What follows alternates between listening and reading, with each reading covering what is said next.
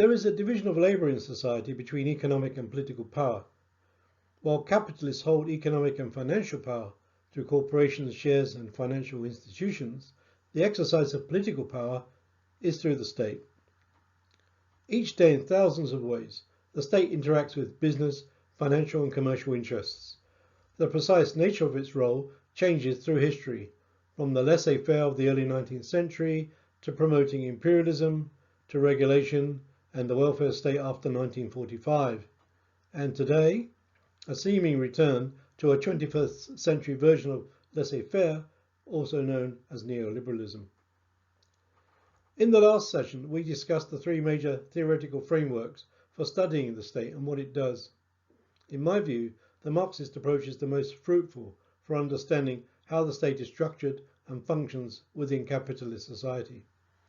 But as we also saw, there isn't and can't be a general catch-all Marxist theory of the state, let alone one that can stand the test of time. What we are looking at is an approach, a way of understanding the state in its relationship with capitalism, with civil society and the world at large. But before we look concretely at how, when and why the UK is governed by a capitalist type of state, it's useful to have an overview of the origins of the economic system. Capitalist production in factories, mines and mills first appeared in the last quarter of the 18th century as the Industrial Revolution got underway. At that point, the state as we know it today did not exist. Parliament was dominated by the landowning aristocracy and challenged by a population where only 1 in 10 adults had the vote. Parliament was at this point more powerful than the executive, and the House of Lords a block on any real change. Advocates of democratic reform were ruthlessly suppressed during the war between Britain and revolutionary France. Thomas Paine, who had played a key role in the American War of Independence, was driven out of the country to France. Newspapers were banned and oath-taking made illegal following a mutiny in the Navy. Workers like silk weavers in Spitalfields, Liverpool shipwrights and Norwich woolcombers had already combined to protect their wages and other conditions. These early forms of trade unionism were outlawed by the Combination Acts of 1799 and 1800. The next half a century saw the rising industrial class win a share of political power through electoral reform and the extension of the franchise, which we have talked about in earlier sessions. A state-sponsored disciplining of labour ideologically and legally began. The modern state took shape, and by mid-century there was a police force in every town, for example. Working class campaigns for the vote organised by the Chartist movement had been rejected and the movement defeated. We will look at the significance of Chartism in future sessions. Although the Combination Acts were repealed, other laws were used to repress trade unionism. In 1834, 6 agricultural workers in Dorset were convicted of swearing an illegal oath when they formed a trade union, convicted and transported to Australia. The Master and Servant Law of 1823 gave employers remedies for a breach of contract. A worker who broke a contract could be summarily sentenced by a local magistrate to jail and hard labour for up to 3 months. This act remained in force until the last quarter of the 19th century. The abolition of the Elizabethan Poor Law, which provided state relief for the destitute, and the introduction of the workhouse in the new Poor Law of 1834 was far-reaching, both in daily practice and in the evolution of social consciousness. John Saville, in his book The Consolidation of the Capitalist State, says that, quote, the acceptance of parish relief became an article of shame for many sections of working population. The social stigma and fear of the workhouse went some way towards creating the ethos and ideas which industrial capitalism required of its workforce, end quote. A significant step forward for capitalism came with the legalization of joint stock ownership of banks in 1826. Then in 1855 and 1856, new laws introduced limited liability for shareholders and extended joint stock ownership to industrial enterprises. The significance of the invention of limited liability has been compared to that of the steam engine. It was as an essential precondition for the development of shareholding corporations, stock markets, and capitalist economies. In 1846, the Corn Laws, which kept prices high and restricted imports and were backed by the landed classes, were abolished. The Tories were persuaded to do away with them following a campaign by the middle class with the support of the industrial working class. Free trade was now the mantra, and the state had now hitched its existence and future to capitalism.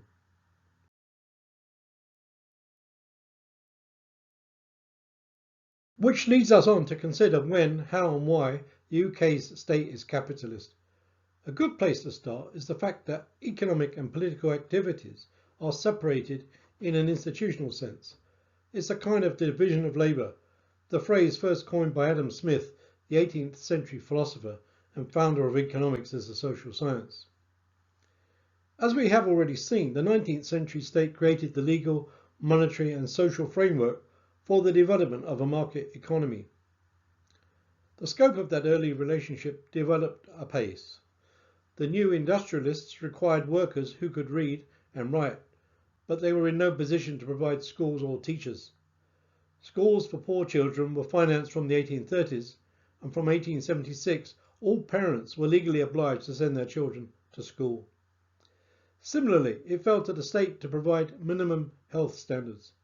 Edwin Chadwick's pioneering 1842 report on the sanitary conditions of the labouring population concluded that much poverty and ill health was caused by terrible living conditions. Cholera outbreaks over the next few years prompted the Public Health Act of 1848. Within a decade, most towns had sewers, clean water and rubbish collections. Thus, the supply of relatively educated and healthy workers, which was required by capitalists, was achieved by the state, and this continues to be the case today.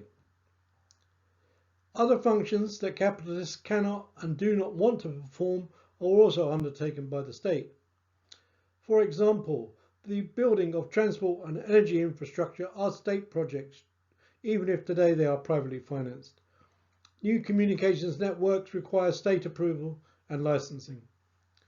As more and more workers achieved the right to vote, their unions became powerful and in 1875 won full legal immunity from prosecution by employers.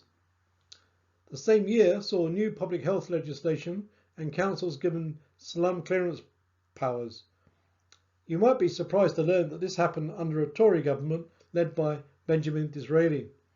The Tories, who had opposed the extension of the franchise in 1832, had adapted to the needs of the dominant industrial class. They were now managing the consequences of capitalist exploitation in wider society through a series of reforms.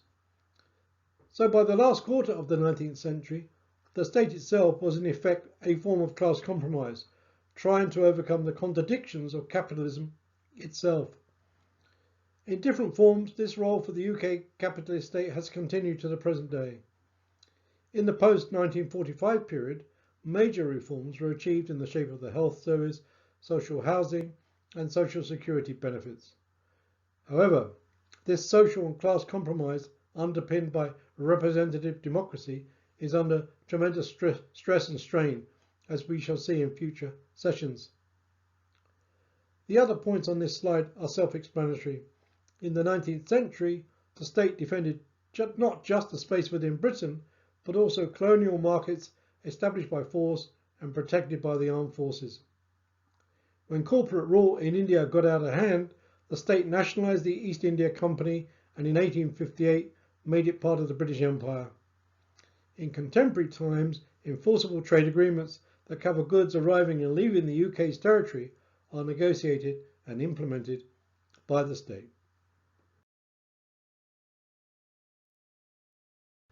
We have seen why capitalism needs the state. When you turn the question round and ask how the state supports capitalism, the interdependency becomes clear. The economic and the political may be notionally separate, but they also have a unity of purpose. Private ownership of corporations, land, finance and other resources is backed by common and statute law and enforced by the courts as well as the police. So too is ownership of what is produced in terms of goods and services.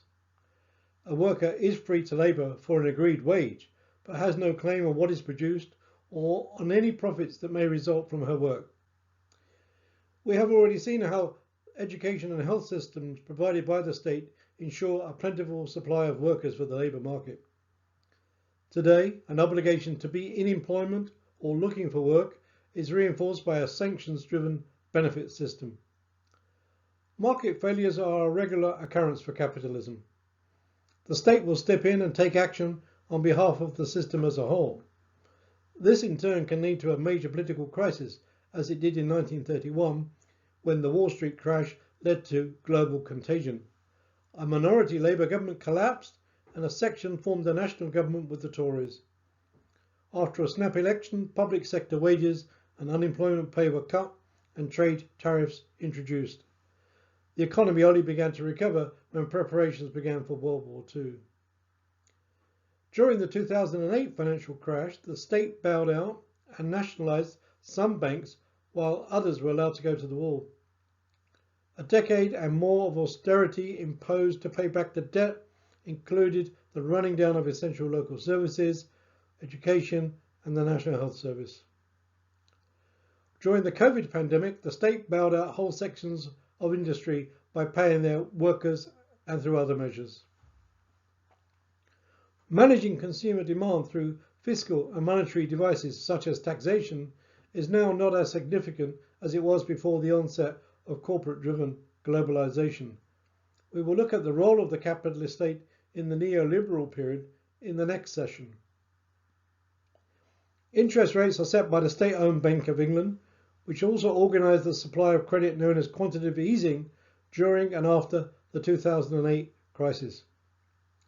All these activities and frameworks go towards reproducing the existing social relations that underpin capitalism. So the state apparatus feeds back into a society its contribution to the regeneration of class relations that formed it. It reproduces these relations for succeeding generations. They add to a general sense of permanence and the claim that there is no alternative. This is the only system. Learn to love it or come up with something better. The state's reliance on the status quo of capitalism takes many forms. The UK state spending totals around £850 billion a year. That is almost half the total value of all goods and services, or what is known as gross domestic product. Where does the money for this come from? You won't be surprised to know that income tax and national insurance contributions are the largest sources. VAT, which is a tax on consumers, comes next. Corporations are near the bottom, contributing just £53 billion of the total in 2020-21. What these figures demonstrate is that the UK state is dependent on economic activity and, above all, having people in work paying taxes and spending money as consumers. The bulk of that employment is provided by the private sector, by capitalist enterprises. So the state, whatever government is in power, is committed to creating the conditions for the private sector to flourish. And not just to flourish, but for economic activity to grow year on year. Each year, millions more join the labour force after finishing education at school, college or university. While some work for state sector employers like the NHS or schools, most will have to find jobs in the private sector. As Martin Coney notes in his book, The State and Political Theory, quote, economic activity produces state revenues, and public support for a regime will decline unless accumulation continues to take place. State managers willingly do what they know they must to facilitate capital accumulation. Such managers are particularly sensitive to overall business confidence. End quote. Finally, the state is utterly reliant on financial markets for borrowing. The loans are used to fund services throughout the year as tax is collected gradually rather than at one go. The state also borrows to fund spending deficits and significantly to pay for bailouts, as in the wake of the 2008 crash, and to fund other emergencies like the COVID furloughs. Naturally, loans attach interest, which will move depending on circumstances like inflation or political instability. To sum up, when the state acts to promote the interests of capital, whether it's by ensuring a plentiful supply of labour or through deregulation in the construction industry, we can characterise it as a capitalist state, whose primary function is to maintain existing social relations.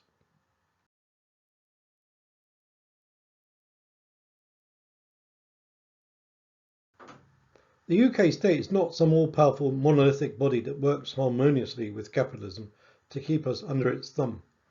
In real life, the capitalist state is unstable and full of contradictions. These are the source of conflicts that figure in the mainstream media on a daily basis. These tensions can be turned to our advantage and open possibilities for achieving real democracy, as we shall see later in the course.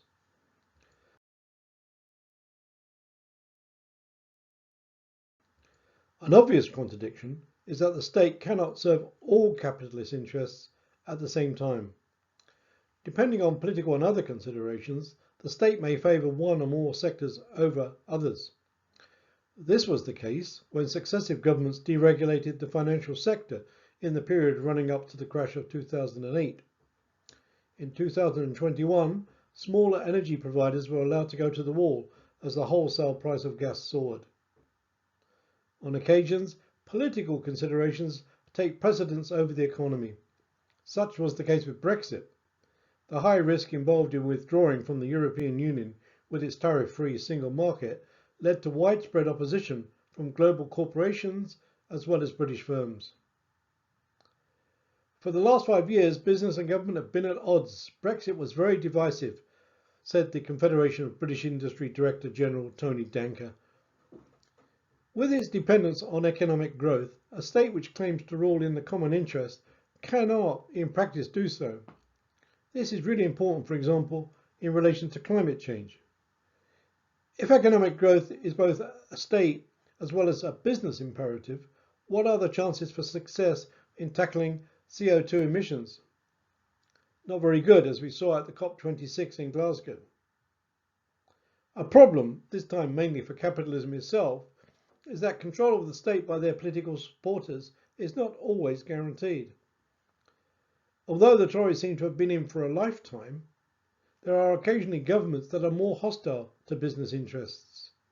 Unfortunately, you'd probably have to go back to the 1960s for a Labour government with radical policies. However, the desperation with which the media and the Tories rubbished and undermined Jeremy Corbyn when he was Labour leader showed how fearful they were of him becoming Prime Minister. Needless to say, the same fear is not on display when it comes to Sir Keir Starmer. While the type of state that we live under is tied to capitalism in so many ways, as we have seen, it also has to reassert its claim to legitimacy on more or less a constant basis. Its appeal is framed to the population as a whole in a bid to create what is claimed to be a common interest. We will talk more about this process in the session on hegemony later in the course. Finally, there are other stress points in the institutionalized relationship between the state and capital, which are perhaps the most significant. I am referring to the globalized market economy and financial markets. These have reshaped the functioning of the modern capitalist state in extraordinary fashion. In some respects, these changes have helped to undermine and weaken a political system that has taken centuries to build. We'll talk about this more in the next session on the neoliberal state.